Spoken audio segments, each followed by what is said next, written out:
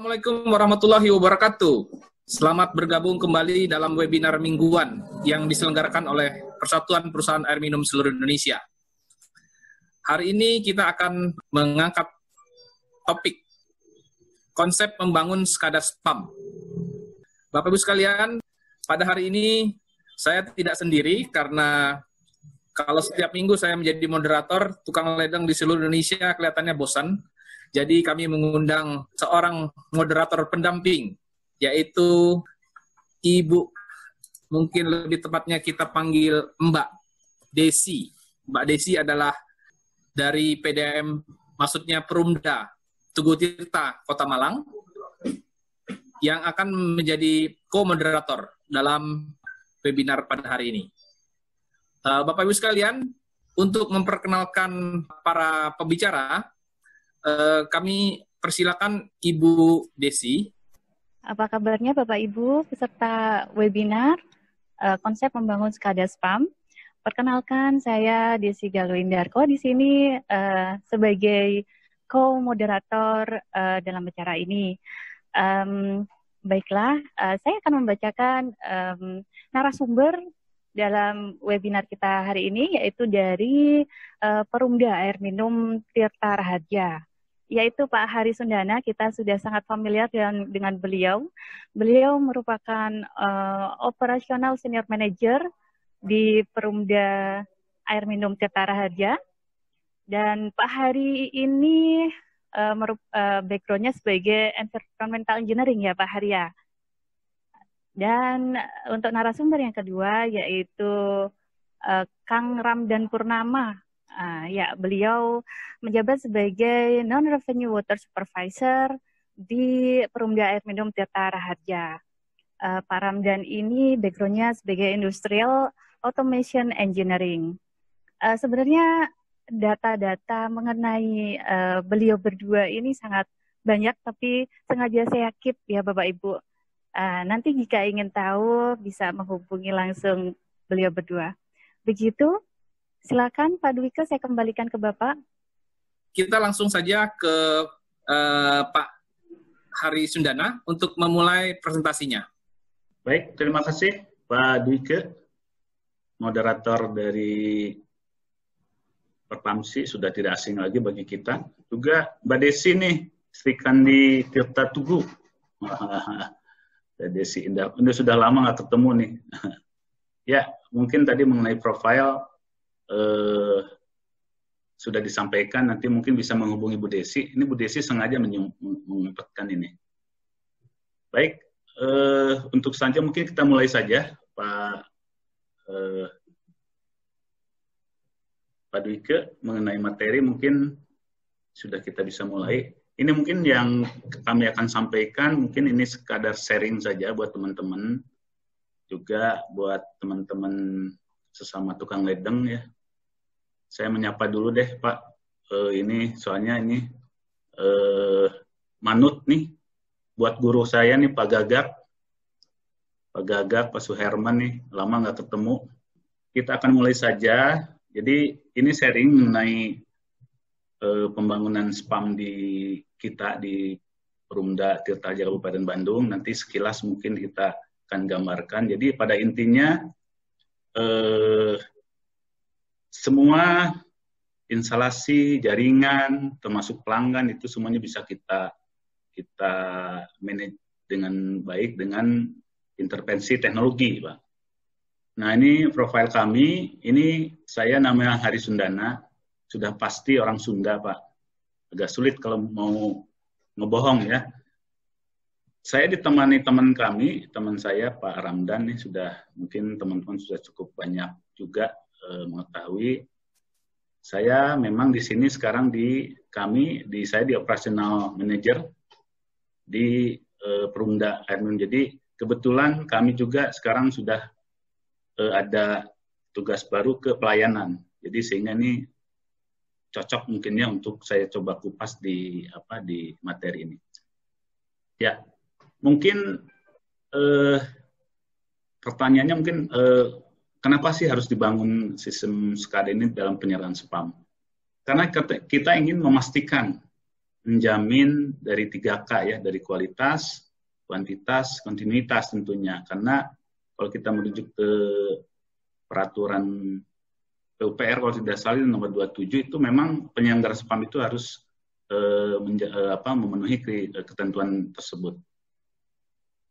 Di dalam 3K kita bisa mempermudah dalam monitoring, pemantauan di operasional spam.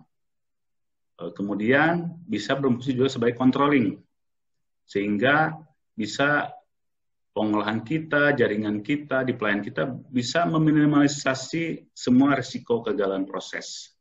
Jadi ada semacam antisipasi dan peringatan-peringatan dini yang kita bisa akses dan kita bisa antisipasi. Kemudian 3K memang menjamin memastikan kualitas, kuantitas, serta kontinuitas baik di produksi, di distribusi, maupun nanti di pelayanan. Karena di pelayanan juga ada ketentuan yang memang harus dipenuhi ya. Memang sekarang ini semacam tools dari beberapa instrumentasi atau alat-alat yang kita terpasang baik di produksi, di jaringan, kemudian di pelanggan. Memang merupakan suatu alat itu ya. Oke, ini kalau kita coba sedikit membatasi sebuah diskusi ini atau sharing ini, memang banyak mungkin yang akan kita sampaikan, tapi kita coba batasi dulu topik pembahasannya itu mengenai pengertian daripada dan arsitektur daripada SCADA. Jadi bagaimana kita mengenal, memahami istilah, kemudian bagaimana kita merancang suatu SCADA sistem sehingga kita bisa lebih yakin, bisa lebih mudah, kemudian bisa lebih efisien.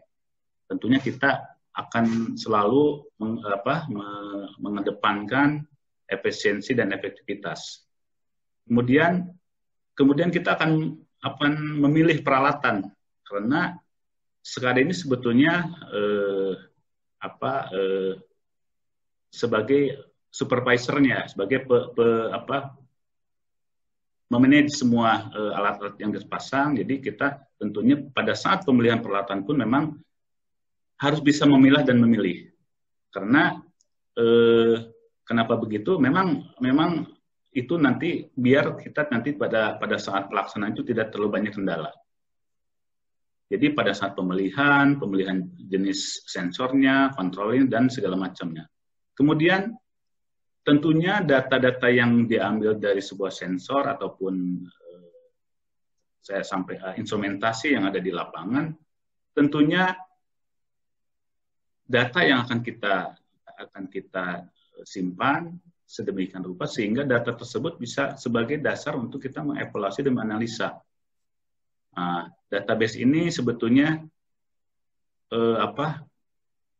pintu masuknya kita untuk menyatakan bahwa sistem kita ini handal, sistem kita itu memang buruk, itu tentunya dari database yang kita simpan sebagai dasar evaluasi dan analisis. Kemudian yang selanjutnya ialah monitoring dari kontrol secara online. Nah, memang pada pembangunan atau pengembangan spam di kami ini memang tidak serta-merta seluruh, karena kita ada keterbatasan pendanaan sehingga beberapa yang memang bisa dimanfaatkan di existing itu tetap kita akan pergunakan. Jadi tidak dibuang begitu saja, tetapi justru kita memanfaatkan yang ada, bagaimana bisa berkomunikasi, bisa berintegrasi sehingga pembiayaan pun tidak terlalu begitu mahal. Mungkin kita lanjut dengan pengertian dan arsitektur SCADA. Lanjut. Pengertian SCADA sendiri mungkin kita sudah banyak mengenal, semua juga mungkin sudah mengerti. Nah, tapi coba kita sedikit pengertian ini kita sedikit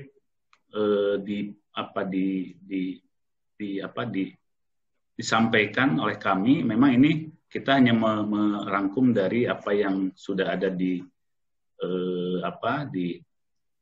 ini salah satu contohnya di Wikipedia ya. Jadi Kalau singkatannya sih sudah mengenal semua, jadi Supervisor Control and Data Acquisition. Jadi sebuah sistem kendali industri yang berbasis komputer. Jadi intinya teknologi ini teknologi ini memang dibutuhkan atau akan membantu kita dalam pelaksanaan operasional suatu spam. Dan jangan sampai dengan teknologi dan SCADA ini kita malah dibuat jadi repot. Jadi memang harus membantu kita untuk dalam pelaksanaan. Biasanya rata-rata itu di dalam interaksinya itu ada namanya Master Terminal Unit. Jadi Master Terminal Unit ini berfungsi sebagai master pengumpul utama dari masing-masing kontrol atau Master Terminal Unit yang menyajikan sebuah tampilan yang menggambarkan alur sebuah proses. Memang software SCADA ini memang sangat besar sekali, sangat unik sekali, sangat membantu kita dalam menggambarkan suatu proses. Jadi bisa digunakan untuk apa saja. Kemudian ada namanya RTU atau Remote Terminal Unit. Remote Terminal Unit ini memang berfungsi sebagai peralatan yang digunakan untuk mengakuisisi dan menjalankan semua proses yang ada logikanya terhadap semua parameter file device dan berkomunikasi dengan Master Terminal Unit. Kemudian ada sensor atau aktuator atau ada instrumentasi yang berfungsi sebagai peralatan yang digunakan untuk membaca mengeksekusi secara langsung, di antaranya yang fisik di lapangan, baik itu sinyal ataupun yang berupa electrical. Ini suatu gambaran atau suatu pengembang spam di kami di Tirta Raharja ini. Kalau kita lihat ini ada perjalanannya cukup panjang. Nah, tetapi mungkin perlu kami sampaikan bahwa di tahun 2009 ini kita memang sudah membangun, Pak. Cuma memang kami memang baru mengenal saja. Jadi dalamnya seperti apa, kami pun masih belum begitu paham. Nah. Jadi kenapa itu kita coba lebih dalam pahami sehingga biasanya itu ada kendala pada saat kita ada sebuah persoalan di lapangan. Di 2019 itu kita ada pembangunan SCADA di Pasuka Maju itu full automatic, tetapi itu bersifat lokal. SCADA-nya jadi hanya ada di instalasi saja. Nah, di tahun berikutnya 2015 kami juga punya SCADA juga sudah full automatic, tetapi masih lokal SCADA. Jadi kita belum bisa mengakses dari jarak jauh ya, jadi dari gadget itu kita belum bisa. Nah, tapi dalam perjalanannya kita kemudian bisa secara bertahap kita bisa mengakses melalui gadget di manapun kita berada. Nah, sebetulnya kita mulai membangun ini memang ada yang dari hulu, tetapi pada pengembangan yang ini kita malah ada dari hilir. Jadi tidak mungkin pada saat itu sebaiknya memang kita dari hulu sampai, tetapi karena keterbatasan juga kami sebetulnya di tahun 2015 itu kita memasang data logger di DMA. Mungkin kalau Pak Dwike bisa di kursornya di 2015 itu kita memasang DMA di paling bawah itu baru menggunakan komunikasi data SMS 1 hari sekali, itu malah kita coba sampaikan, kita coba buatkan dashboardnya juga, pengiriman pun kita hanya 1 hari, tetapi setelah kita coba monitoring, dirasakan ini sepertinya dalam 1 hari itu belum puas gitu, Pak. Jadi mungkin kepuasan itu memang dirasakan kok dalam 1 hari nih keburu. Kalau misalnya ada sesuatu ya, kalau misalnya ada bocor segala macam itu baru ketahuannya ya baru 1 hari berikutnya. Tetapi itulah makanya kebutuhan-kebutuhan itu mulai kita coba akomodir dari baik itu di lapangan maupun di instalasi sendiri.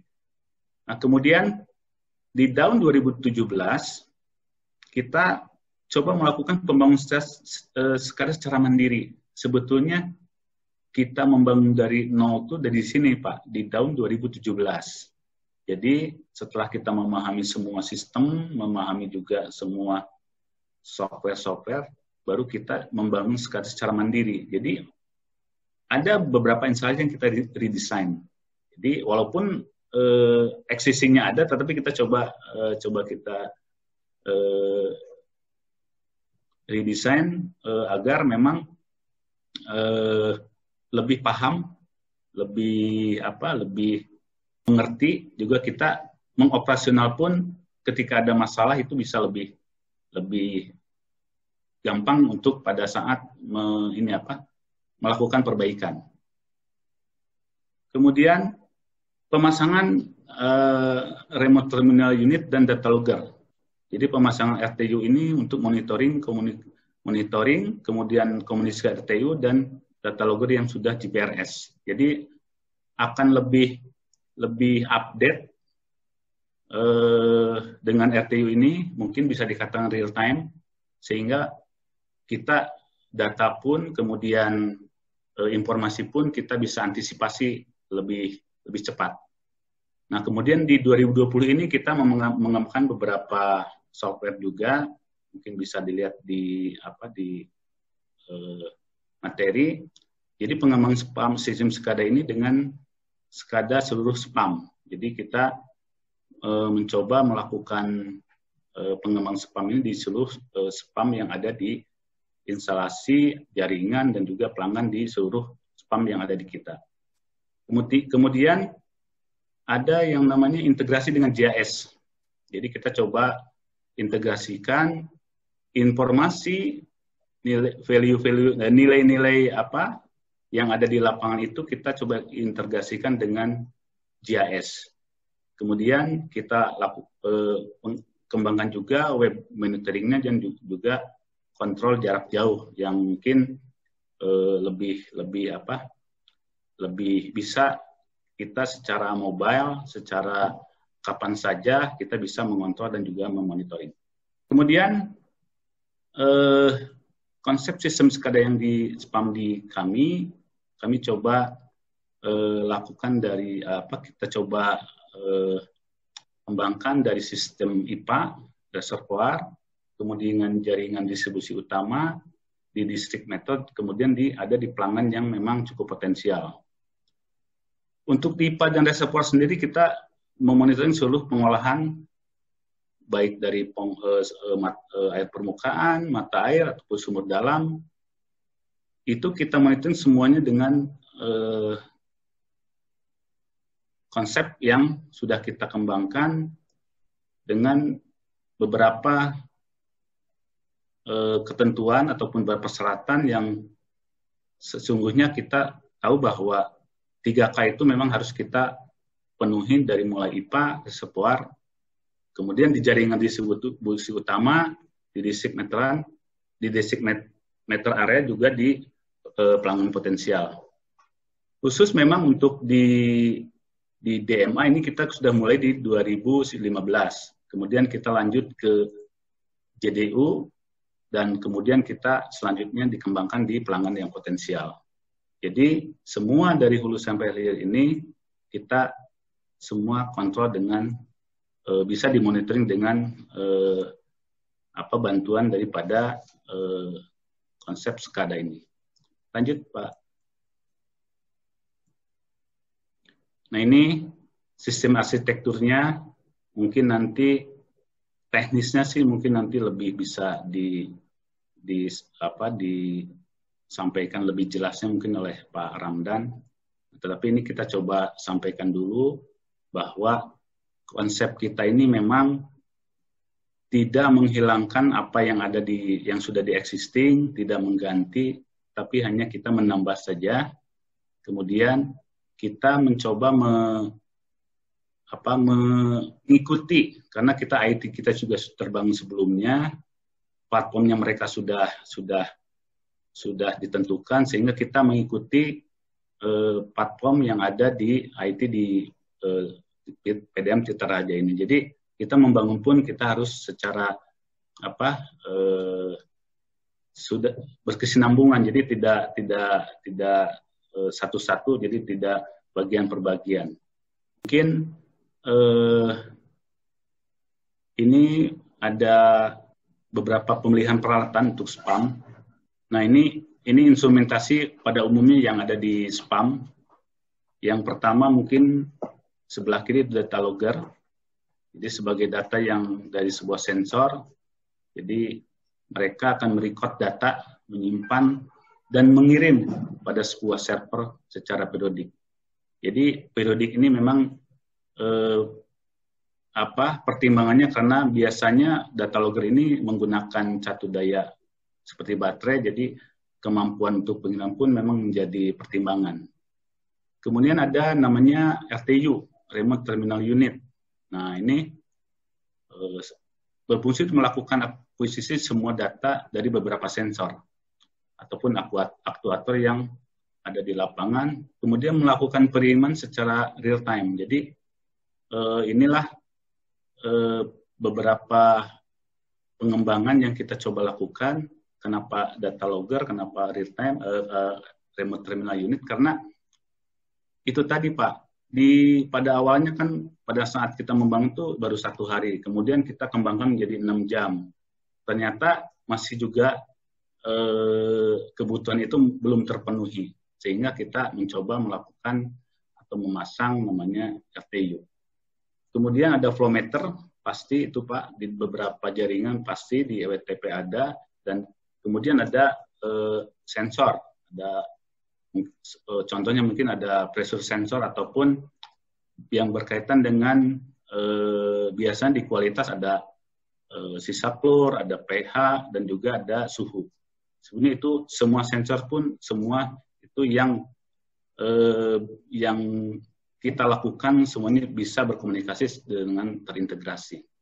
Nah, mungkin untuk materi selanjutnya kita akan lanjutkan oleh Pak Ramdan. Untuk slide berikutnya yaitu perbedaan antara data logger dan RTU. Mengapa sih ada data logger dan RTU? Kenapa sih bukan alat-alat yang lain? Ataukah misalkan datanya manual? Itu bisa saja terjadi, itu bisa saja dimasukkan ke dalam SCADA. Namun pada saat ini karena peralatan sudah canggih, peralatan sudah banyak, alangkah baiknya kita menggunakan peralatan yang sudah ada. Nah, seperti data logger. Jadi perbedaan antara data logger dan RTU ini, biasanya data logger ini mempunyai komunikasi satu arah. Satu arah ini di mana dia hanya berfungsi sebagai pengirim data saja. Dan data logger ini tidak bisa di-trigger dari server biasanya. Kenapa seperti itu? Karena ada keterbatasan mengenai catu daya. Nah, catu daya inilah yang membuat konsumsi pada peralatan saat mengirim, membaca, menjadi terhambat. Karena biasanya data logger ini disimpan di tempat-tempat yang tidak terjangkau oleh listrik. Makanya kita tempatkan data logger di sana.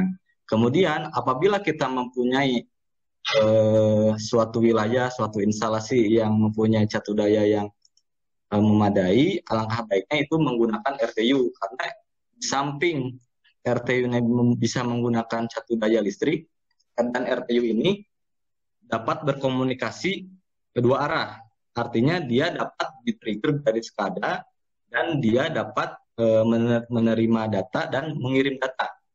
Seperti on-off pompa, schedule, pompa itu kapan runningnya, off-nya, itu bisa dilakukan oleh RTU. Makanya RTU ini biasanya disimpan di instalasi pengolahan air, di booster pump, Dan untuk yang lain biasanya digunakan untuk monitoring pemeriksaan kualitas air. Nah, ini adalah data, ada sebuah gambar. Ini adalah data logger.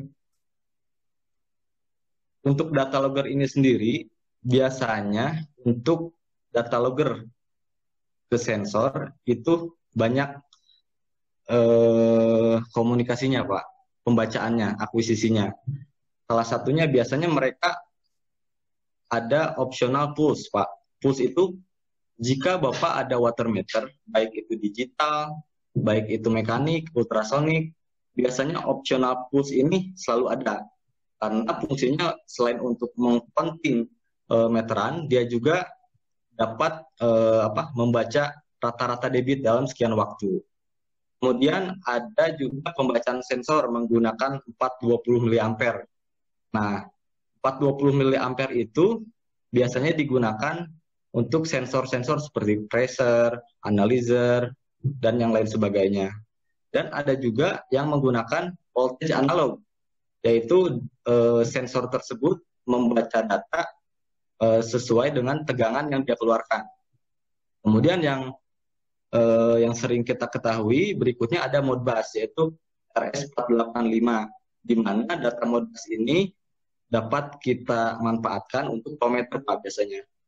Untuk water industri, untuk di pelanggan komersial, untuk mengetahui angka stand, mengetahui pemakaian air, biasanya kita menggunakan data Modbus ini, Pak, karena untuk real pemakaian yang ada di pelanggan. Kemudian, dari data logger ke server, itu mempunyai komunikasi juga, yaitu biasanya menggunakan FTP, File Transfer Protocol. Kemudian ada untuk industri water, industri energi gas, dan yang lain sebagainya ada DNP3 master atau slab biasanya. Dan ada juga yang menggunakan OPC, ada beberapa logger yang menggunakan jembatan untuk komunikasi antara si alat dengan server. Nah, itu biasanya disebut OPC, Pak, All Port Process Control. Kemudian ada juga data logger yang menggunakan web service. Jadi data logger itu dia mengirim ke server, kemudian server nanti melakukan ditaruh web service, kemudian dia langsung mengintip ke database. Kemudian remote terminal unit. Nah, remote terminal unit sebenarnya hampir mirip dengan data logger. Namun untuk skala yang lebih besar, alangkah baiknya jika mempunyai beberapa sensor, puluhan sensor. Apabila menggunakan data logger, biasanya hanya keterbatasan DIO untuk data logger, biasanya hanya 4, 6 yang paling banyak itu. Dan untuk remote terminal unit ini kita bisa expand, Pak, expand untuk ratusan, untuk puluhan peralatan yang ada di site. Misalkan di pengolahan air kita mempunyai 50-70 sensor, itu kita hanya cukup menggunakan RTU saja, jangan menggunakan data logger. Nah, biasanya di RTU ini juga sama pembacaannya. Ada yang menggunakan pulse, ada yang analog, voltage analog, dan juga menggunakan Modbus. Nah, kemudian bagaimana komunikasi dengan server?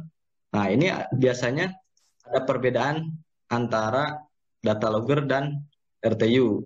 Karena RTU ini mempunyai banyak komunikasi dan juga tidak terbatas dengan GSM. Di RTU ini bisa menggunakan serial dan CPIP, yaitu menggunakan kabelan, Pak. Ini adalah kelebihan dari RTU. Selain bisa menggunakan radio, menggunakan GSM, serial, ada banyak sekali. OPC itu sangat mungkin dilakukan oleh RTU ini, Pak. Next. Nah, kemudian bagaimana data tersebut bisa kita olah gitu, Pak, dan bisa kita ambil.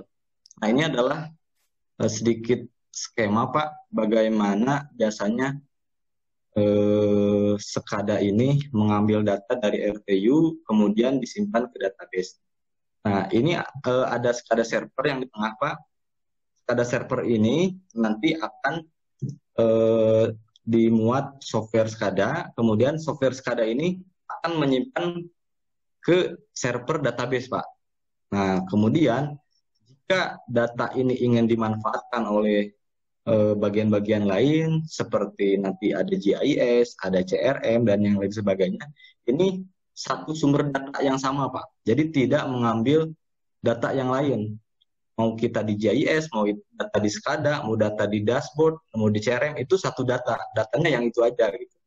Nah, kemudian di dashboard server kita bagi dua juga, Pak, untuk tidak memberatkan pada sistem dashboard. Kita bagi menjadi dashboard untuk PC dan dashboard untuk di Android, di tablet, di iOS, kita di split itu Pak, dibagi supaya kinerja servernya tidak berat. Nah, seperti ini. Di paling kanan ada sensor membaca RTU atau data logger, kemudian data logger ini berkomunikasi dengan server, Pak. Nah, biasanya yang paling sulit itu adalah mengintegrasikan data, Pak. Karena tidak menutup kemungkinan banyak sekali data-data logger yang mempunyai banyak protokol, Pak. Ada mulai dari SMS, dari FTP, dari ada yang OPC, DNP3. Nah, itu biasanya mereka mempunyai platform sendiri, Pak. Mempunyai cloud sendiri. Nah, itu yang biasanya terkendala di beberapa PDAM, Pak. Jadi bagaimana sih mengintegrasikan semua peralatan RTU, data logger ini? Nah, akhirnya kita membuat sistem software SCADA ini yang dapat menerima data dari semua data logger gitu, Pak. Ada yang menggunakan mapping database dengan ODBC, ada yang menggunakan direct langsung dengan OPC, dan kemudian data tersebut setelah kita collect dari beberapa data logger, barulah kita mengenerate semua peralatan itu, kita kasih ID, Pak. Jadi tidak masing-masing lagi data logger ID-nya. Jadi yang dulu gitu. Jadi sekarang itu yang sesudah masuk server, kita generatekan lagi ulang, diumumkan. Mau itu data logger merek A, B, C, setelah masuk server kita kasih ID tertentu. Jadi ID tersebut untuk mengidentifikasi ini adalah alat A, alat B, logger A, logger B, dan kemudian masuk ke database. Dan database yang kita gunakan itu MySQL, Pak. Sebenarnya banyak sekali database yang kita gunakan, berhubung di kita menggunakan platform MySQL, sekarang berubah biasanya MariaDB, dan akhirnya kita manfaatkan tersebut dari mulai mobile device, kemudian dari PC, kita ambil dari data yang ini, Pak. Jadi tidak langsung ke server untuk yang monitoring, tetapi untuk yang kontrol di lapangan, kita menggunakan langsung ke SCADA server. Tapi untuk yang dashboard, kita masuk ke database server ini, Pak. Tidak langsung ke SCADA server. Nah, ini adalah salah satu bentuk screenshot dari dalaman database. Ini sebenarnya ada banyak sekali peralatan, banyak sekali data. Yang terpenting di kita itu semua peralatan, mau merek apapun harus masuk ke dalam database. Nah, persyaratannya apa? Yaitu ada interval. Jadi untuk seperti RTU itu kan real time. Jadi untuk web dashboardnya itu diusahakan menyimpan per detik gitu, Pak. Jadi menyimpan ke database per detik untuk ditampilkan nanti di dashboard. Kemudian biasanya datanya tersebut itu berukuran kecil, namun kecepatan logging yang harus kita percepat gitu, supaya data yang ada di dashboard itu tidak last update-nya tidak yang lama gitu, Pak. Jadi terbaru real time lah. Nah, kemudian untuk aplikasi yang lain, kita juga dari data yang real time ini kita coba trigger lagi, Pak. Misalkan 15 menit sekali, setengah jam sekali, atau sejam sekali, kita pindahkan ke tabel yang lain untuk kebutuhan analisa seperti charting, reporting, dan kebutuhan analisa lainnya. Ya, selanjutnya ini monitoring. Ini adalah salah satu gambaran SCADA di kita, Pak. Ada ini menandakan bahwa semua spam yang ada di Perumda Tirta Raharja dapat termonitor, Pak. Mulai dari produksi, mulai dari distribusi, kemudian di sistem di zona, kemudian kualitas airnya, kemudian sistem pembubuhan dikoagulasi SCM-nya, kemudian level reservoir juga kita pantau, Pak. Dan yang paling unik adalah sistem alarm, Pak.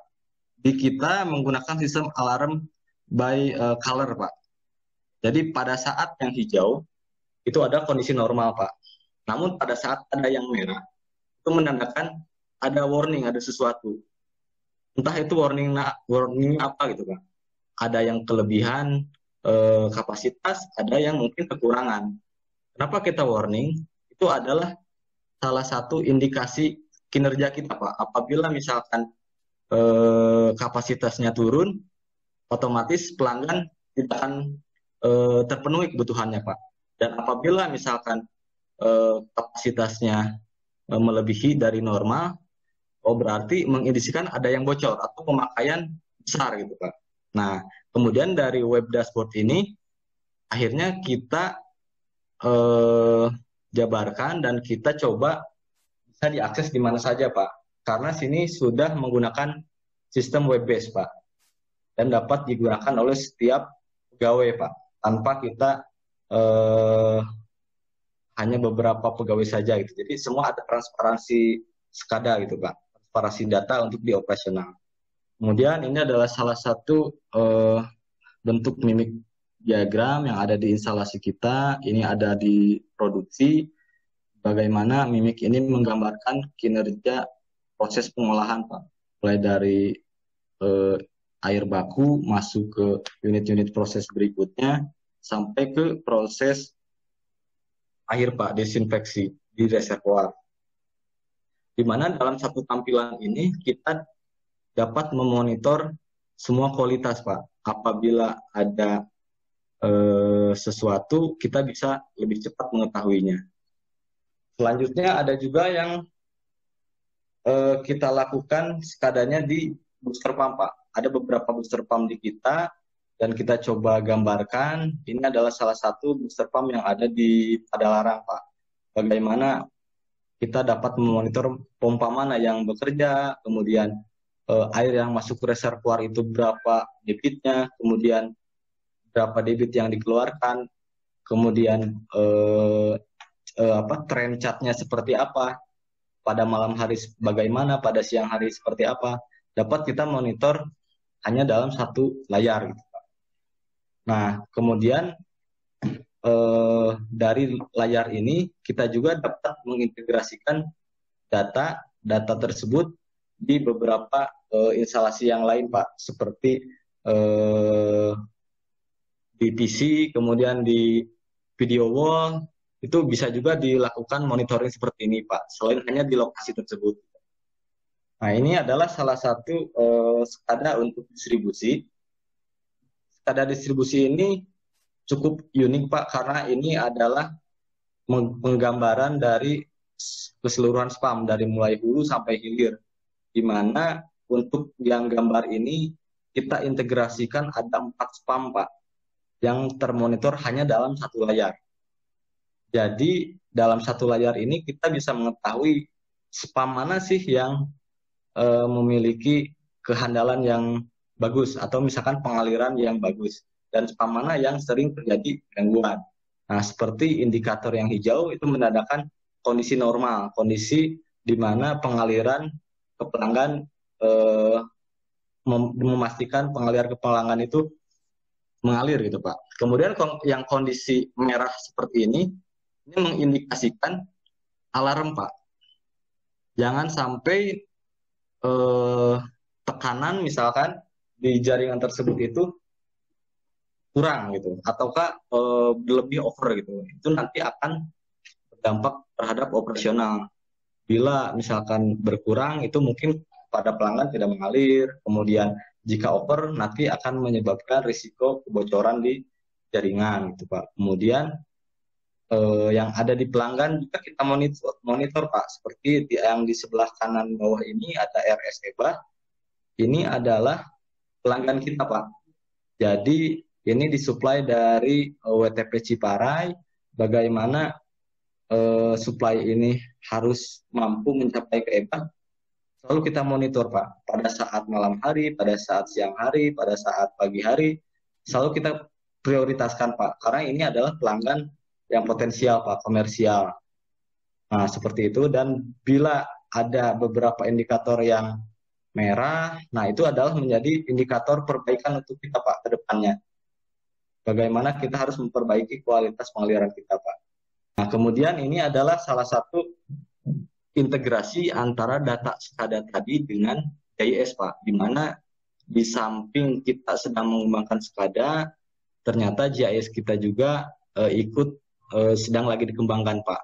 Jadi seiring berjalannya pengembangan SCADA, GIS pun kita berkembang. Kemudian dari sinilah kita mulai berpikir bagaimana kita membuat data tersebut dapat termanfaatkan. Salah satunya adalah untuk jaringan perpipaan Pak, karena utilitas di PDAM sangat erat sekali dengan perpipaan Pak.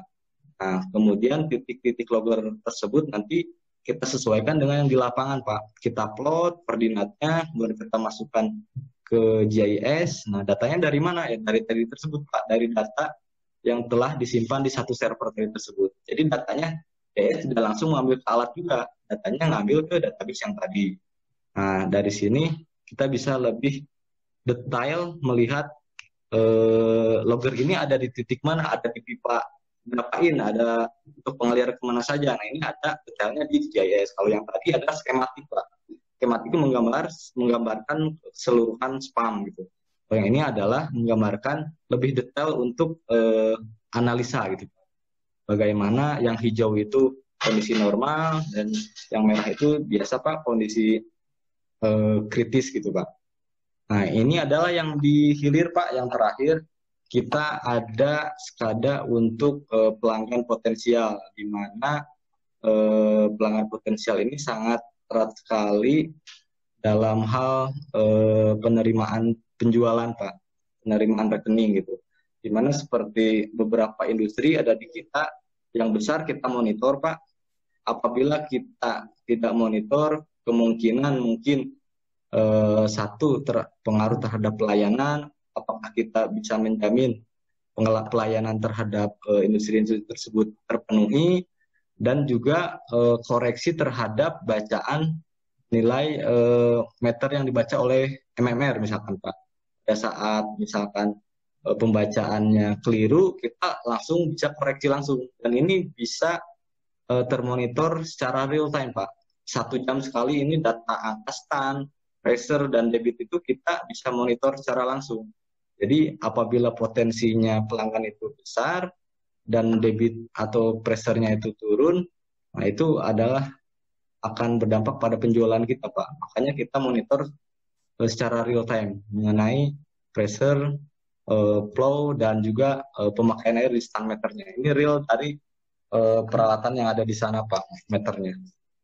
Mungkin itu saja Pak mengenai presentasi ini. Pak Hari barangkali ada yang mau menambahkan? Sedikit ulasan dari yang telah disampaikan oleh narasumber kita hari ini yang luar biasa keren, yaitu dengan penerapan SCADA yang merupakan salah satu bagian dari teknologi informasi 4.0, data informasi dan komunikasi terutama yang berhubungan dengan kualitas, kuantitas, kontinuitas spam dari hulu hingga hilir menjadi cepat, tepat, efisien, dan efektif, sehingga optimalisasi performa kinerja PDAM sebagai penyelenggara air minum akan terwujud dan dapat memberikan pelayanan prima kepada masyarakat. Ini ada beberapa pertanyaan, lumayan banyak, dari peserta webinar. Yang pertama dari Pak Didi Krisnawan. Nah, ini ada kenapa harus ada perubahan dari Wonderware ke LabVIEW? Apa Wonderware ada kelemahannya, Pak? Lalu berikutnya dari Pak Kris Nuryadin. Pertanyaan beliau yaitu bagaimana caranya agar sistem SCADA bisa handal karena maintenance-nya lumayan mahal. Yang ketiga, pertanyaan dari Ibu Yuli Dianasari dari Perumda Tirtamayang Kota Jambi. Bagaimana cara mengatasi jika gangguan disebabkan sambaran petir sehingga mengalami kerusakan dan proses otomasi menjadi terganggu? Tadi kalau nggak salah, kenapa diganti dari Wonderware ke LabVIEW Pak ya? Ya. Ya. Nah, sebenarnya software SCADA itu sangat banyak sekali, Pak. Kita mengetahui ada beberapa merek yang banyak gitu, Pak. Namun pada saat ini kita ini sedang menyesuaikan dengan sistem platform yang ada di kita, di mana platform tersebut harus memenuhi beberapa kriteria, seperti bisa melakukan komunikasi dengan sistem database, dan database-nya tersebut biasanya yang sudah kita kelola, yaitu MySQL, Pak. Kemudian bisa juga melakukan web monitoring, Pak, dan web control. Nah, di mana kita coba lakukan itu di beberapa software, kemudian LabVIEW ini juga bisa melakukan seperti itu. Dan yang paling utama ialah mengenai tag, Pak. Biasanya software SCADA itu ada keterbatasan dalam tag. Nah, dalam tag ini biasanya akan mempengaruhi terhadap lisensi. Nah, lisensi ini yang menjadikan kita terhambat dalam pengembangan, Pak. Contohnya, dalam suatu software itu dibatasi 1.000-2.000 tag misalkan. Apabila kita mempunyai beberapa data point, beberapa tag, untuk kedepannya kita kembangkan, itu mungkin setelah habis di 1.000-2.000, kita tidak bisa mengembangkan, dan kita harus membeli lisensi yang baru lagi. Nah, kemudian apabila kita mengembangkan, dan kita harus bayar lagi. Nah, untuk kelebihan yang dari LabVIEW ini, tag-nya itu tidak terbatas, Pak. Jadi, mau berapapun tag-nya itu kita bisa lakukan. Dari dasar itulah kita tahun 2017 memilih LabVIEW itu, Pak. Oke, mungkin itu, Pak Tidik. Untuk yang kedua, bagaimana caranya agar sistem SCADA bisa andal karena untuk maintenance-nya mahal? Untuk maintenance sebenarnya SCADA itu handal itu jika operasionalnya benar-benar diikuti, Pak, SOP-nya. Contohnya misalkan ada beberapa sensor di instalasi, seharusnya itu dilakukan perawatan 2 hari sekali atau seminggu sekali.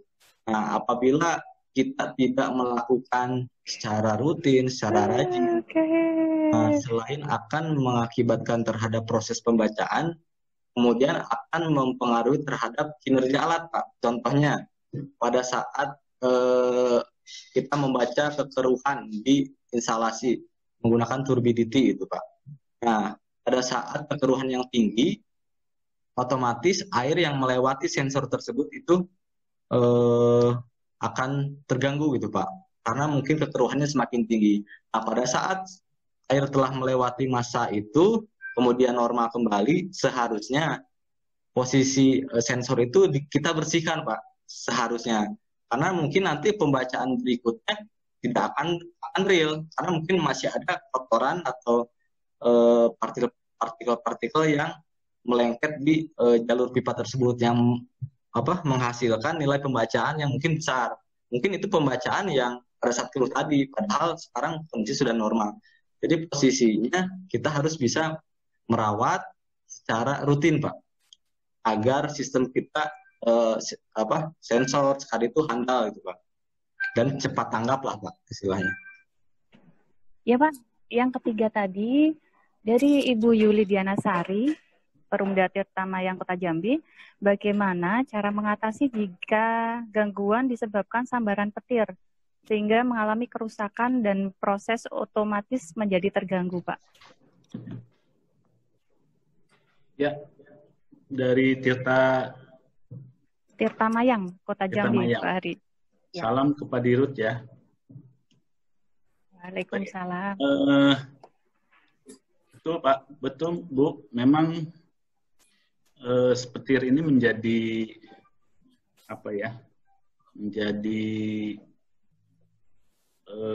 pengaruh yang besar, dan itu rata-rata di kita di Indonesia tidak ada semua alat pun yang bisa menghindari terhadap sambaran petir.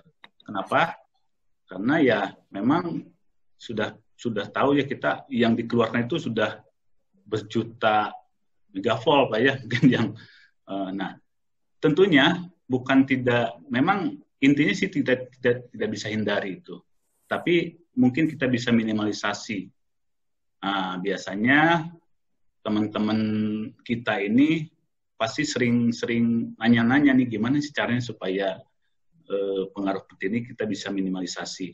Nah, untuk yang rentan dengan dengan petir ini memang kita pasang raster, jadi anti petir lah, penangkal petir ya, jadi bukan penangkap petir ya, Pak ya.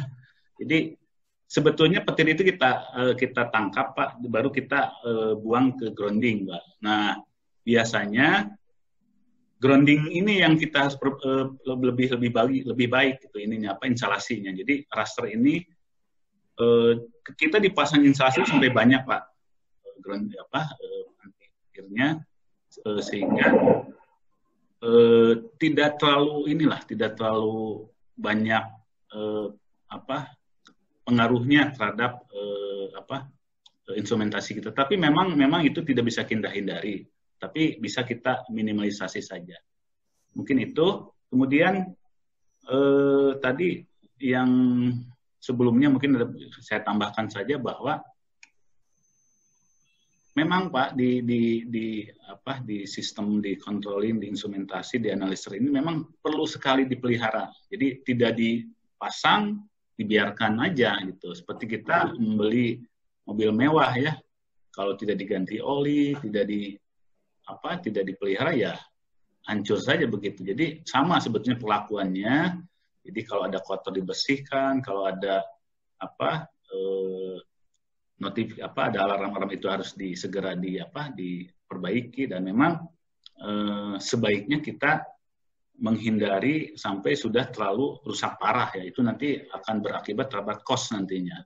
Jadi itu yang mengakibatkan bahwa ini sangat mahal sekali, tetapi sebetulnya ketika kita memelihara dengan baik tuh insya Allah akan tidak terlalu banyak cost yang akan kita keluarkan. Silakan untuk Pak Suherman. Beliau merupakan konsultan IT independen. Kami persilahkan dengan hormat Pak Suherman untuk memberikan komentatornya. Terima kasih Mbak Desi, Mas Dike, nuhun Kang. Bang Hari, kumaha damang? Mengenai ini, kalau komen sih memang beberapa peralatan SCADA ini dari sisi sensor dan harga memang cukup sebenarnya sih nggak mahal kalau dilihat dari manfaat yang dihasilkan.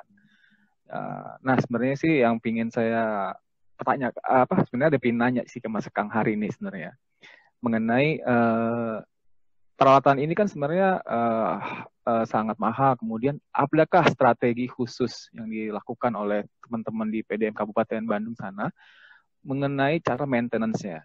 Maintenance yang tertib sesuai dengan pedoman dari tiap peralatannya. Adakah sistem schedule-nya atau ada sistem notifikasinya? Nah, ini mungkin bisa penting di-share ke teman-teman karena banyak sekali mungkin teman-teman yang sudah pegang SCADA, pasang SCADA, namun kok cepat rusak, kemudian harus sering harus diganti dan sebagainya. Nuhun Kang itu ya. Baik, Pak. Terima kasih Pak Suherman atas tanggapannya. Yang kedua, kami undang dengan hormat Bapak Fuadi. Bapak Fuadi dari PDAM Tirta Kayangan Kota Sungai Penuh. Selamat siang bagi rekan-rekan peserta webinar pada siang hari ini. Salam hormat buat para narasumber, mentor kami nih, Bapak Hari Sundana dan Mas Ramdan. Menanggapi webinar kita pada siang hari ini, bahwasanya tentang konsep membangun SCADA pada sistem penyediaan air minum. Dan dari beberapa pemaparan tadi, memang sangat teknikal sekali ini Pak. Sehingga bagi kami yang belum menerapkan SCADA ini, sangat bermanfaat sebagai pengetahuan maupun untuk memotivasi kami lah, biar bisa cepat-cepat untuk menerapkan SCADA ini pada sistem penyediaan air minum yang ada di tempat kami. Namun ada beberapa pertanyaan dari kami, Pak. Bahwasanya instalasi IPA kita itu kan masih banyak yang konvensional, Pak. Ya, intinya pemaparan ini baiklah, Pak. Oke, mungkin lanjut yang lain dulu, Pak. Pertanyaannya tadi Pak. Pertanyaannya untuk IPA-IPA yang konvensional itu kira-kira tahapan yang harus dimulai dari mana Pak untuk membangun SCADA ini Pak? Oke, ya. Terima kasih. Terima kasih Pak. Lanjut kita panggil yang ketiga ya Pak Riko ya. Penanggap yang ketiga kita panggil dengan hormat Pak Arpat. Beliau dari PT ATB Batam. Silakan Pak Arpat. Kami undang dengan hormat Bapak untuk memberikan tanggapan. Silakan Bapak. Ya, terima kasih Pak Dwiki dan moderator. Jadi sangat menarik kalau untuk membicarakan masalah SCADA di PDAM karena sekarang ini banyak gencar-gencarnya memang beberapa PDAM membangun SCADA ya. Dan saya lihat Pak Ramdan juga sudah lebih advance saya pikir SCADA-nya. Untuk beberapa fitur sudah mulai banyak diterapkan. Karena dulu SCADA ini hanya menampilkan produksi. Beberapa PDAM hanya bisa menampilkan produksi, tapi sekarang sudah menampilkan beberapa fiturnya diintegrasi dengan sistem lain seperti GIS dan distribusi. Iya, komentar saya cuma banyak dari beberapa ya PDAM gitu ya, artinya menanyakan mengenai berapa biaya. Itu biasanya yang sering ditanyakan, berapa biaya untuk membangun SCADA. Kalau pengalaman kami di ATB, sebetulnya yang terpenting adalah kita membuat blueprint dulu. Kita inventarisasi aset dulu, apa yang aset yang kita miliki di lapangan, seperti data logger dan lain-lainnya sudah ada, dan apa yang perlu ditambahkan, dan sesuai kebutuhan yang mau ditampilkan. Jadi buatkan blueprint dulu, terus untuk itu SCADA kita buatkan juga rencana ke depannya. Bagaimana proses maintenance-nya, bagaimana rencana anggaran biaya untuk bulanannya terutama, karena SCADA ini kan tidak statik ya, artinya dinamis. Dia harus ada pengeluaran biaya juga dari sisi pembayaran jaringan, misalkan internet, GSM, dan lain-lain, dan maintenance software-nya. Oke, tadi ada beberapa yang saya tangkap ya. Jadi Pak Arpat tadi biaya ya Pak ya. Biaya itu berapa? Biaya untuk membangun SCADA. Dan banyak juga pertanyaan dari para peserta webinar yang hadir ini. Silakan Pak Ari dan untuk menanggapi. Baik, terima kasih Mbak Desi. Pak Suherman, ya baik Pak Suherman, memang betul Pak, karena yang kita pasang tuh betul-betul instrumentasi analisis yang sangat sensitif Pak. Tadi mungkin disampaikan bahwa pengaruh petir ataupun turun naiknya tegangan ini menjadi sangat berpengaruh terhadap kinerja dari, sepanjang kita memang memelihara, memperhatikan notifikasi, alarm, itu yang memang sangat kita cukup sentral di sini Pak ya ininya. Jadi pemeliharaan ini memang tidak bisa dilakukan seminggu, tetapi kita setiap hari Pak, setiap detik mungkin. Operator itu melihat secara fisiknya dulu, dan ketika ada kendala itu segera dieksekusi, dilakukan. Nah itu memang alhamdulillah kita memang Pak selama ini ada kendala tapi masih kita bisa kita lakukan dengan sendiri. Dan memang teman-teman ini juga kenapa kembali lagi Pak, bagaimana pemilihan dari produknya kan gitu Pak ya.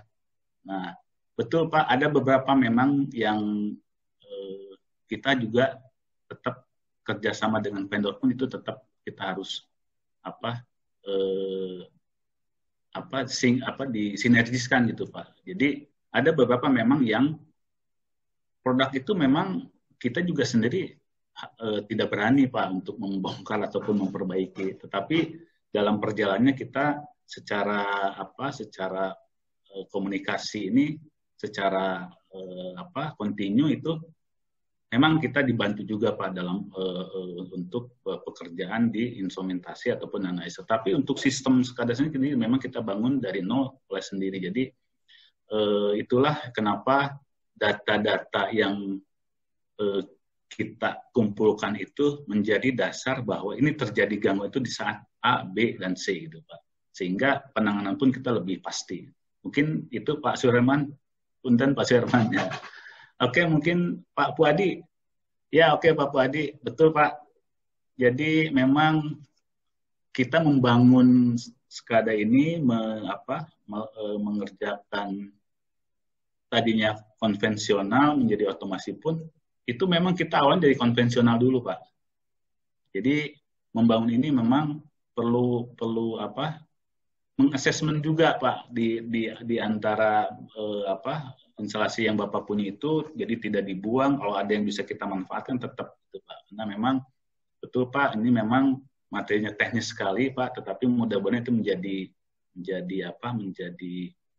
gambaran Pak, gambaran singkat bahwa membangun itu tidak membangun dari awal tetapi kita yang ada kita coba kembangkan atau kita coba tingkatkan kualitas performanya sehingga lebih bisa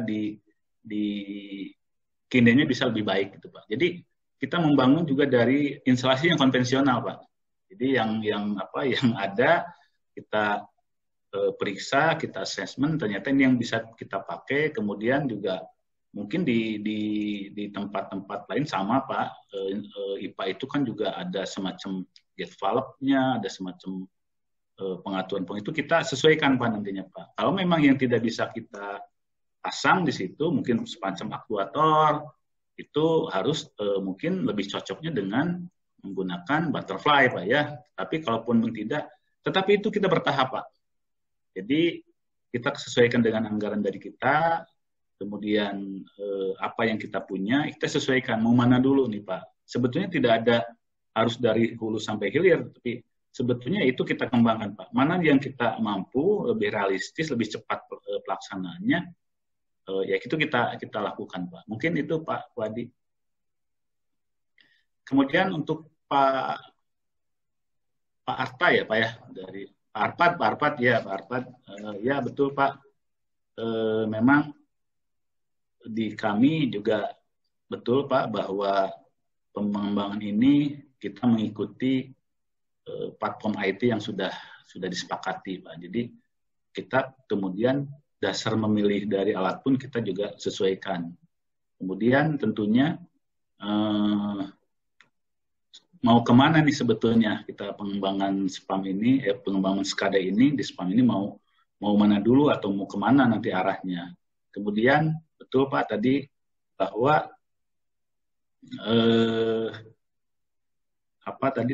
semacam blueprintnya Pak ya, ininya memang kita harus sepakati dulu Pak sebelumnya. Jadi tidak sporadis mengganti memasang tetapi tidak ada manfaatnya, malah membebani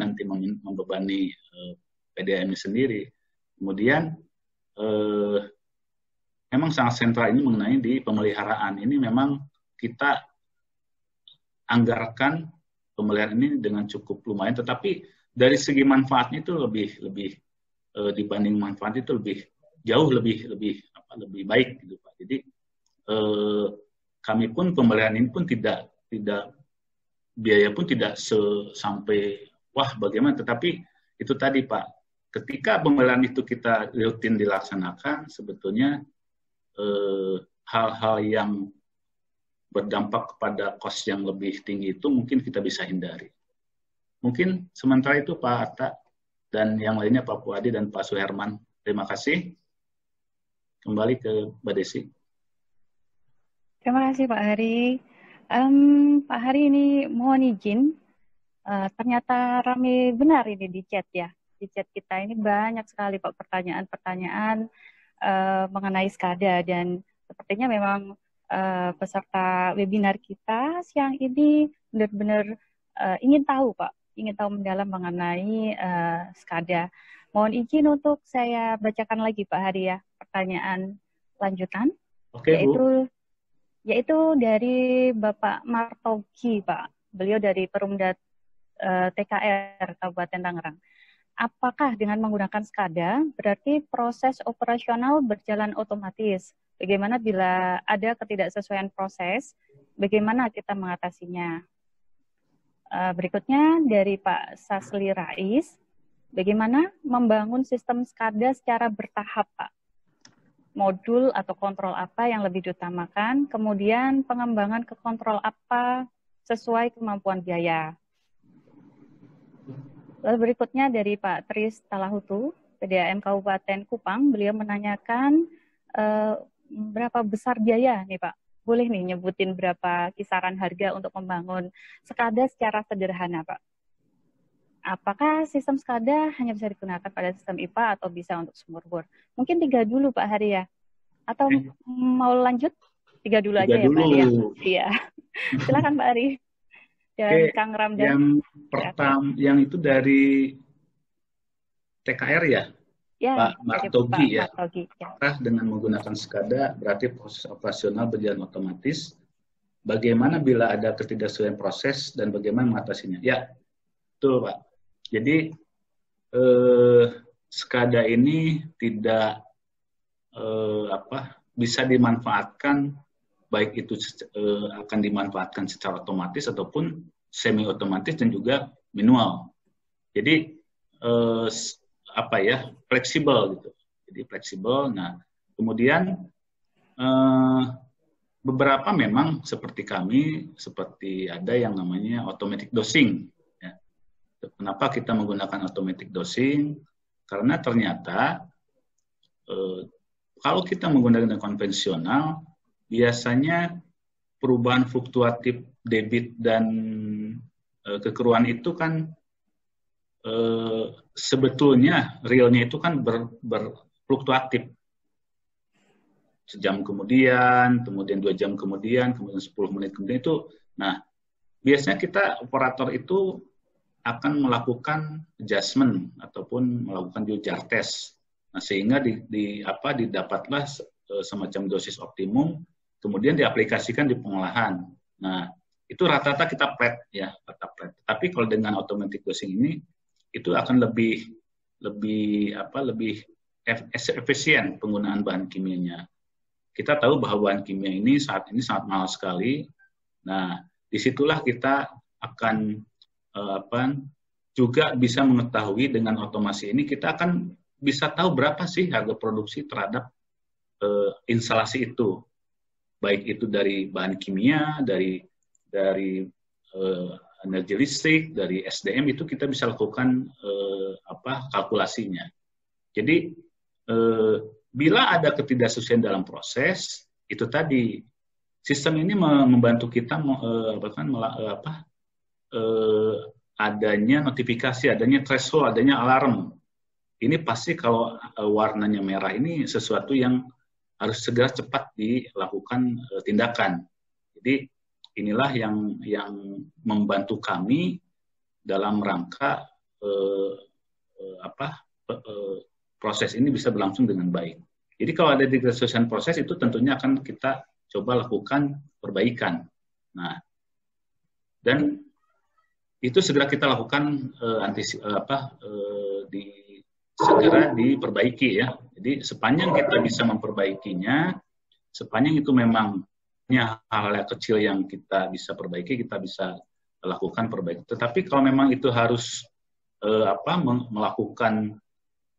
mengangkat alatnya ataupun instrumentasi atau analisis yang harus kita angkat, itu memang ada waktu. Tetapi kita ada yang namanya sistem secara manual. Jadi kita bisa lakukan secara manual. Jadi tidak berarti otomasi itu full itu tidak bisa dilakukan dengan semi otomatis ataupun yang manual. Itu mungkin Pak Martogi dari Tangerang. Kemudian yang selanjutnya apa Mbak tadi? Nah, secara pembangunan SCADA secara bertahap ya. Jadi mana saja sebetulnya yang perlu dibuatkan ataupun di pengadaannya itu apa saja yang perlu disediakan, tentunya ini kita kembali lagi ke kebutuhannya Pak nanti. Misalnya kita perlu mencoba mengkontrol bukaan valve ataupun mencoba mengontrol filtrasi, ataupun di sistem itu perlu periodik pembuangan drain di instalasi ataupun di jaringan. Apa yang perlu kita, misalnya saya kasih contoh saja, misalnya di dalam jaringan itu misalnya terbagi dua bagian pelayanan dengan berbeda, misalnya dengan berbeda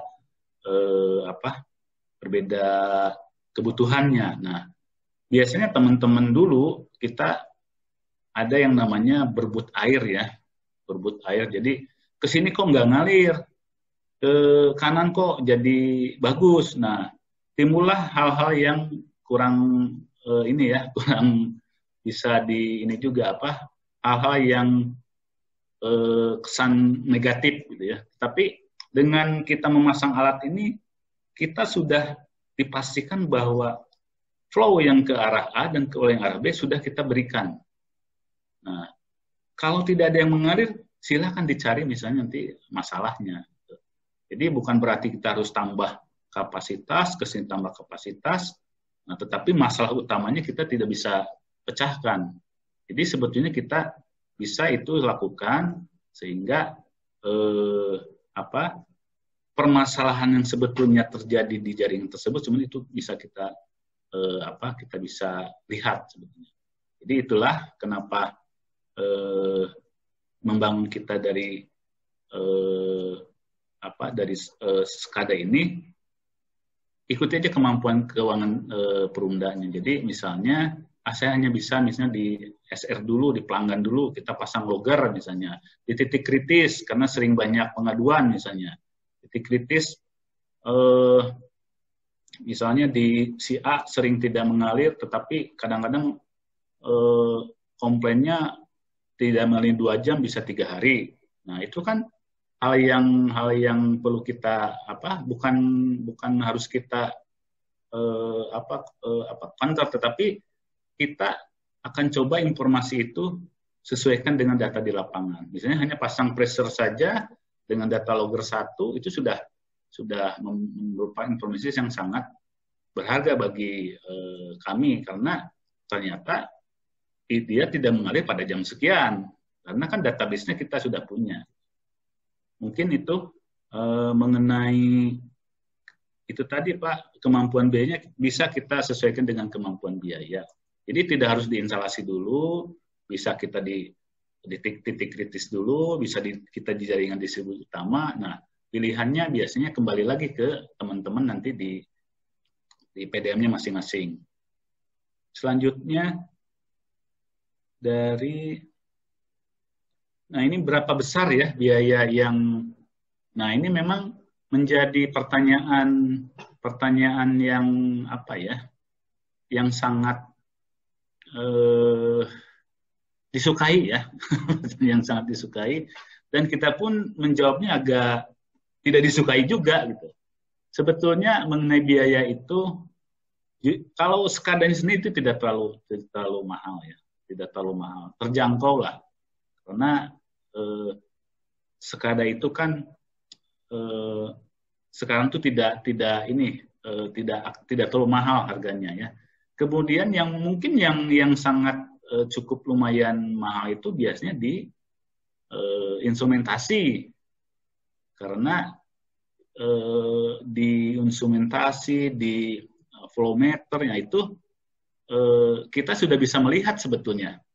Tidak perlu mendanya ke saya pun, tinggal googling saja. Oh ini harganya pastinya sekian gitu. Itu sudah pasti ketemu. Ketika pingin beberapa unit sudah bisa kita prediksi. Tapi untuk software sekarang sudah terlalu mahal. Jadi saya yakin bisa terjangkau. Kemudian yang penting yaitu tadi bagaimana memilah dan memilih ya, mana yang paling baik. Nah, malah baik itu mungkin belum tentu cocok juga gitu. Jadi yang paling cocok di di PDM-nya, di spam-nya. Makanya tadi harusnya mau gimana nih sebetulnya arsitekturnya atau platformnya yang ada di PDM itu seperti apa. Jadi itu bisa kita pilih sesuai dengan kebutuhan. Jadi memang yang menawarkan pasti banyak. Namanya juga kecap ya, tidak ada yang nomor 3, tidak ada yang nomor 2. Semua kecap saya nomor 1. Tetapi kebutuhannya itu sesuai enggak dengan sesuai dengan kebutuhan kita, sesuai dengan kemampuan keuangan kita. Jadi mungkin itu Mbak Desi. Dari Pak tadi itu ya 3 ya. Iya Pak. Pak Tris barusan yang terakhir ya mengenai biaya ya. Iya. Pak Kemudian Hari satu masih, lagi ada yang kelewat, ya? Mbak. Silakan, Pak. Apakah SCADA ini bisa digunakan dalam SISIPA atau bisa sumur bor? Ya, itu tentu bisa, Pak. Bisa. Semua yang ada nilai yang ada di itu bisa dilakukan dengan SCADA. Semua mau itu sumur bor, sepanjang itu adalah alat ukur, ada tekanan, ada mungkin di sumur bor ada PSD, ada daya listrik, itu semua bisa dilakukan dengan SCADA. Baik. Terima kasih Pak Hari. Ini tadi Pak Hari sangat bijak sekali ya mengenai menjawab pertanyaan mengenai berapa biaya sih. Cuman ini banyak sekali Pak yang DM ke saya nih Pak. Kalau boleh Bapak menyebutkan angkanya, kira-kira berapa sih yang minimal sekali itu sudah didasarkan dengan Bapak memilah dan memilih instrumen yang terbaik ya, yang cocok dengan di PDAM Bapak. Kira-kira berapa Pak kalau boleh sebutin satu angka aja nominal? Jadi ini SCADA-nya ya, bukan instrumentasinya nih yang dipertanyakan itu. SCADA-nya. SCADA. Kalau instrumen kan kita bisa googling ya Pak Hari ya? Ya, bisa googling ya. SCADA-nya aja. SCADA-nya sih mungkin di rata-rata di bawah 500 lah. Antara 300 gitu ya, kurang lebih lah ya. Kurang lebih nih. Siap. Memang ada ini sih sebetulnya ada beberapa ini yang SCADA yang ada apa ya? Tadi ada tag-nya sekian gitu. Kan seperti ada mau berapa tag yang itu sebenarnya berpengaruh terhadap nilai juga. Kemudian ada juga yang ini yang advance atau yang biasa, atau itu ada juga yang begitu yang menawarkan. Tapi rata-rata mungkin di sekitar segitulah. Sekitar segitu ya Pak ya. Jadi relatif mampu gitu ya. Siap. Terima kasih Pak tadi bocorannya. Nah ini setelah biaya kita tahu, ada lagi nih Pak pertanyaannya. Untuk struktur organisasi SCADA sendiri, kalau di tempat Bapak itu bagaimana struktur organisasinya, di bawah departemen apa atau bagian apa? Dan juga untuk tenaga instrumennya nih Pak, karena kita tahu bahwa sistem SCADA ini kan kita harus memaintain banyak sekali instrumen ya Pak ya. Nah di tempat Pak Hari sendiri bagaimana Pak untuk tenaga instrumennya? Ada berapa banyak seperti itu? Ya, baik. Terima kasih Mbak Desi. Nah, memang ini menjadi apa ya, ketika sistem itu sudah dipergunakan, ketika SCADA itu berjalan, pasti ada konsekuensi nanti. Konsekuensinya siapa sih yang memelihara, siapa yang memantau. Nah, ini karena kita coba kita bagi 3 bagian. Ada yang diproduksi. Nah, itu diproduksi itu memang yang melakukan maintain, yang memelihara, yang memonitor itu ada di bagian produksi. Tetapi untuk pengembangan sistemnya kita ada di wilayah di IT dan kita masih dipegang oleh kebetulan itu karena masih di ATR, jadi masih dikelola di ATR. Nah, tetapi itu sebetulnya tidak mengikat. Yang penting ketika itu instalasi itu dipasang di satu unit proses, itulah yang bertanggung jawab terhadap pemeliharaannya. Nah, kemudian ketika itu ada sesuatu yang misalnya perlu diperbaiki, ya tetap nanti di bagian itu lapor ke manajernya untuk adanya perbaikan. Begitupun di distribusi, semua itu dipelihara karena kebetulan distribusi itu, kita kan ada manajer distribusi dan ATR. Kebetulan Pak Randang di ATR, di teman-teman di distribusi itu memelihara seperti mengisi pulsa, memelihara apabila ada yang kotor itu di bagian distribusi, tidak di bagian produksi. Ya, itu kemudian di pelayanan sama, di DMA itu sama, itu sudah mencakup di bagian produksi. Nah, kemudian semua yang ada di bagian-bagian itu ada tanggung jawab terhadap pemeliharaannya. Jadi semua ada diberikan anggarannya, semua bertanggung jawab terhadap pemeliharaan dan mempertahankan kinerja dari alat-alat tersebut.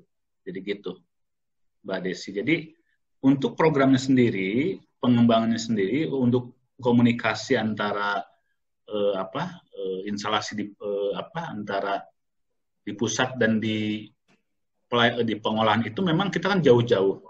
Nah itu semua dibantu oleh IT kita. Jadi ada bagian yang namanya komunikasinya, kita ada yang pakai radio, ada yang pakai IndiHome, ada yang pakai aslinya macam-macam gitu ya. Nah itu nanti sesuai dengan kesepakatan kita bahwa platform itu semua ini ada di bagian IT. Programnya itu bisa di siapa saja membangunnya. Gitu Mbak Desi. Oke Pak. Lalu untuk tenaga instrumennya sendiri bagaimana Pak? Ya. Di masing-masing bagian itu sendiri ada atau bagaimana? Ya, karena ini yang lebih alat-alat ini yang memang lebih rentannya itu ada di bagian produksi, kita ada di bagian produksi juga yang memelihara itu.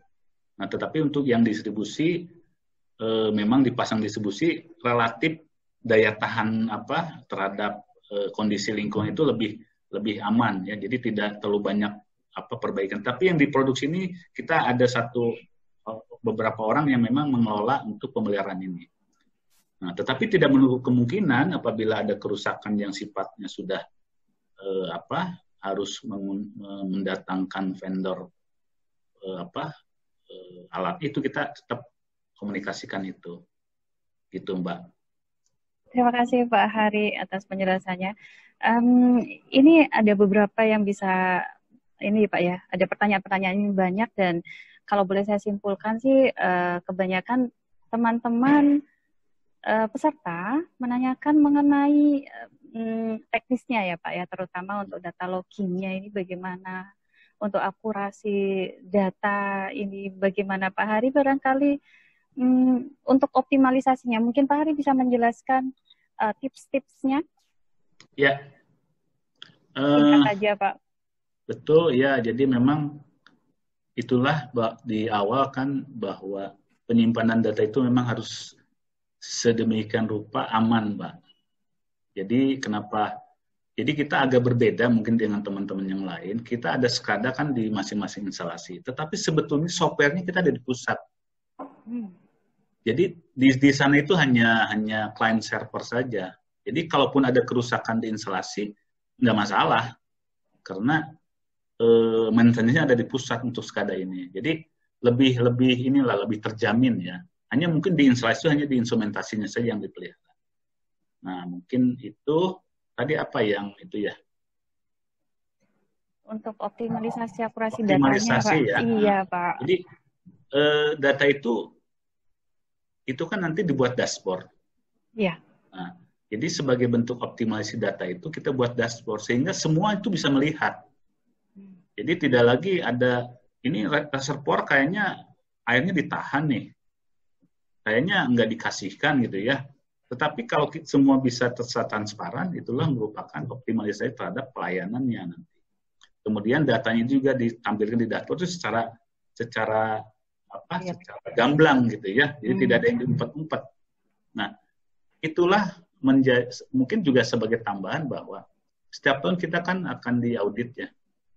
Biasanya pemeriksa itu menanyakan tekanan di sini berapa. Ya ini hanya tampilkan saja. Jadi hanya tinggal melihat saja di daerah ini sekian, di daerah ini sekian, nah itu sudah merupakan jawaban yang rasa-rasanya pasti diyakini lah oleh pemeriksa. Gitu Mbak.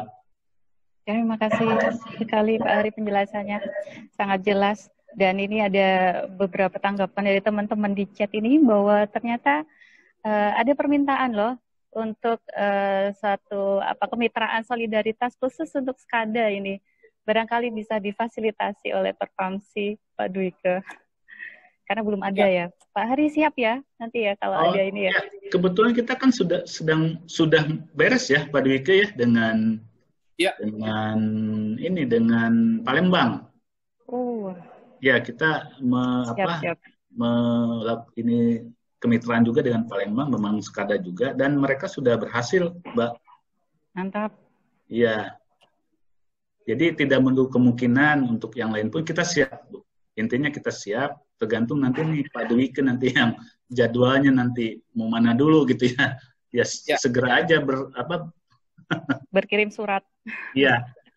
Demikian Bapak Ibu ya. Nah ini saya lihat juga masih banyak juga pertanyaan yang dilayangkan, terutama masalah teknis. Barangkali bisa dilayangkan langsung lewat email ke para narasumber ya. Ada di PPT tadi ya, yang sudah kita share. Silakan untuk kontak personal dengan Pak Hari dan Kang Ramdan.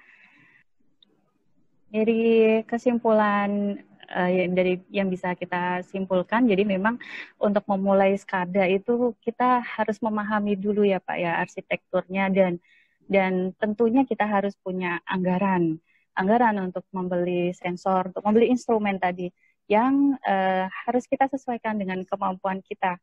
Jadi kita harus pandai-pandai dalam memilah dan memilih alat-alat yang sesuai dengan kebutuhan kita. Nah, apabila SKADA itu sudah terbangun, selanjutnya bagaimana data dari SKADA tersebut bisa kita gunakan untuk analisa dan secara tepat. Begitu, Pak. Saya kembalikan ke Pak Dwike. Ya, terima kasih Mbak Desi. Bapak Ibu sekalian, kita sudah sampai di akhir webinar. Pada webinar kali ini memang kami didampingi oleh seorang moderator yang katanya sih masih magang, tapi kelihatannya sudah sangat bagus sekali. Boleh kita lanjutkan untuk webinar-webinar berikutnya. Setuju ya Bapak Ibu semua ya? Ya, terima kasih untuk para narasumber. Terima kasih Bapak Ibu semua yang sudah bergabung dalam webinar kita pada hari ini. Jangan lupa minggu depan ada webinar yang juga sangat menarik topiknya, yaitu tentang bagaimana memberikan disinfeksi yang tepat dalam pengelolaan air minum untuk memastikan bahwa air yang diolah itu bebas dari COVID-19. Jadi ini satu topik yang sangat penting, dan pembicaranya adalah Bapak Rafiq Iqbal dari Institut Teknologi Bandung. Kita tunggu minggu depan.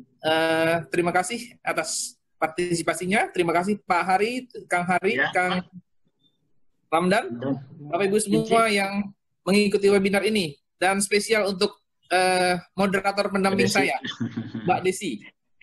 Ya, terima kasih Pak. Pak Dwike, izin menyapa teman-teman dari seluruh yang ikut di webinar ini. PDM banyak teman-teman ini, mohon maaf tidak bisa di ini. Kemudian juga dari PDM kita ada juga hadir Pak, hadir di ruangan tersendiri. Dari pelayanan, dari cabang juga kita undang. Alhamdulillah mereka datang juga Pak. Oke, terima kasih. Ya, kita selamat sore Bapak Ibu semua. Assalamualaikum warahmatullahi wabarakatuh. Salam solidaritas. Salam warahmatullahi wabarakatuh. Terima kasih semuanya.